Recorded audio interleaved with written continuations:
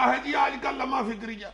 आज हम इस सेगमेंट में अपने हुक्मरानों के उन रवैयों की बात करेंगे जो वो इक्तदार में आते ही अपने से जो पिछली हुकूमतों के बाज मंसूबे हैं उनके साथ रवा रखते हैं। देखा यह गया है कि जब भी कोई हुकूमत खा वो वफाकी हो या सूबाई जैसे ही इक्तदार में आती है तो ये देखे बगैर कि पिछली हुकूमत का कौन सा मंसूबा अवाम के लिए कितना फायदामंद है, सूदमंद है, वो पिछली हुकूमत के तमाम मंसूबों को यकसर खत्म कर देती है, सिर्फ इस खौफ के पेश नजर कि इस मंसूबे के पाया तकमील तक पहुंचने से पिछली हुकूमत को सियासी फायदा मिल सकता है और मौजूदा हुकूमत को इस मंसूबे से सियासी तौर पर कुछ हासिल नहीं होगा। ये तो सीधी सीधी बात है, इसमें परेशानी वाली कौन सी बात है? ठीक है, नहीं करते पूरा। नहीं यार, ये कोई जस्टिफिकेशन नहीं है। उन्होंने जाती जेब से पैसे खर्च करके उस मंसूबे को मुकम्मल नहीं करना होता। और पिछले दौर में भी जब वो मंसूबा शुरू किया जाता है उस वक्त भी एक पूरी एक फिजिबिलिटी रिपोर्ट बनती है, उस मंसूबे के काबिले अमल होने के तमाम पहलुओं पर गौर किया जाता है, फिर वो मंसूबा अप्रूव होता है, उसकी फंडिंग होती है और जैसे ही मंसूबा जो है वो अपनी आधी उम्र मुकम्मल करता है उस पर उसकी तामीर शुरू हो जाती है, नई हुकूमत आ जाती है और वो मंसूबा यकसर खत्म कर दिया जाता है और पिछले लगे हुए पैसे सारे खूब खाते चले जाते। बिल्कुल। मुझे जहां तक याद है पीली टैक्सी स्कीम और फिर ये जो मोटरवे का एक बड़ा मंसूबा था उसके साथ जो उसके बाद आने वाली हुकूमत है वो एक अजीबो गरीब एक हौसला शिकनी का सा रवैया अपनाया था। उससे पहले भी नवाज शरीफ साहब ने भी ऐसे कई मंसूबे खत्म कर दिए थे पिछली हुकूमतों के।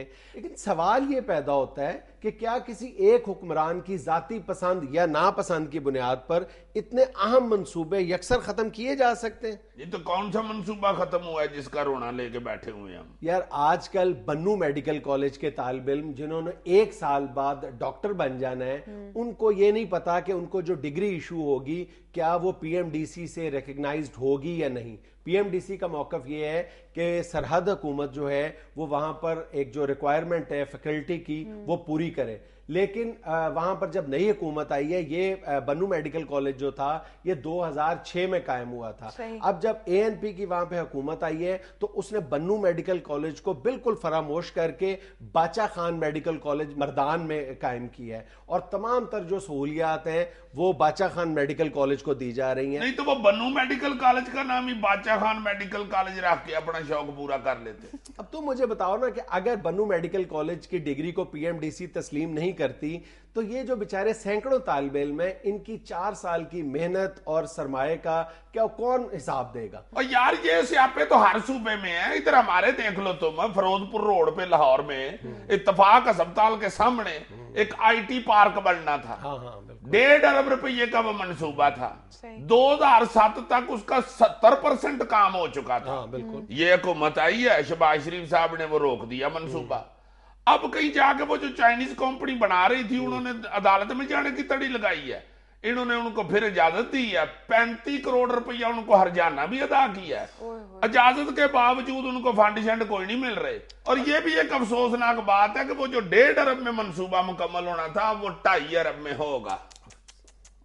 यार ये जो पिछली पंजाब हुकूमत ने Lahore rapid mass transit system बनाना था वो $2.4 बिलियन उस पर लागत आनी थी और उसमें से पंजाब हुकूमत को सिर्फ $400 मिलियन खर्च करने थे। बाकी सारी उस पे जो थी वो प्राइवेट बैंक्स का कंसोर्शियम था, उसने इन्वेस्टमेंट करनी थी और उससे 1 घंटे में तकरीबन 35,000 लाहौर के जो मुसाफिर थे वो सफर कर सकते थे। लेकिन नई हुकूमत ने आते ही सिर्फ सियासी बुनियादों पर फैसला किया है और उसको बिल्कुल शेल्फ कर दिया।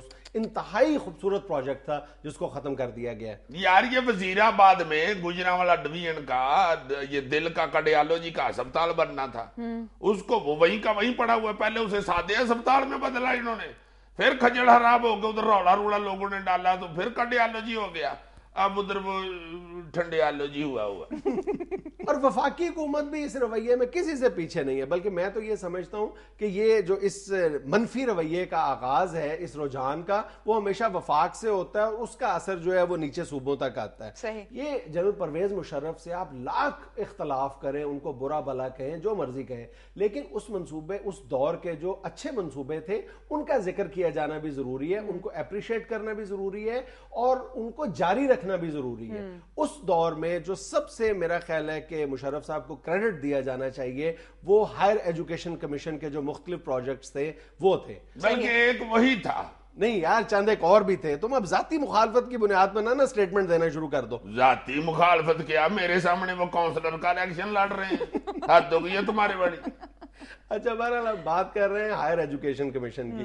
अब उसके जो प्रोजेक्ट्स थे वो वाकई ऐसे थे कि जो चंद सालों बाद जिनके सम्राट सामने आने थे, और उससे एक वाज़ेह तौर पर एक बहुत मस्बत तब्दीली नजर आ रही थी पाकिस्तान के तालीमी मंजरनामे के हवाले से। लेकिन मौजूदा हुकूमत ने सिर्फ सियासी मुखालफत की बुनियाद पे जो डिग्रीज वाला इशू खड़ा हुआ था, खास तौर पर टारगेट किया है हायर एजुकेशन कमीशन के मंसूबों को, और मेरा ख्याल है कि सैकड़ों नहीं हजारों तालिब इल्मों का जो मुस्तकबिल है वो दाव पे लगा दिया। बेड़ा गर्क हो गया। जो पीएचडी करने गए हुए थे बेचारे उधर वसुआ और साबुन पकड़ के भांडे मांज रहे हैं धड़ाधड़। और जो मुल्क के अंदर यूनिवर्सिटीज की हालत है फाइनेंशियल हवाले से, वो भी सबके सामने।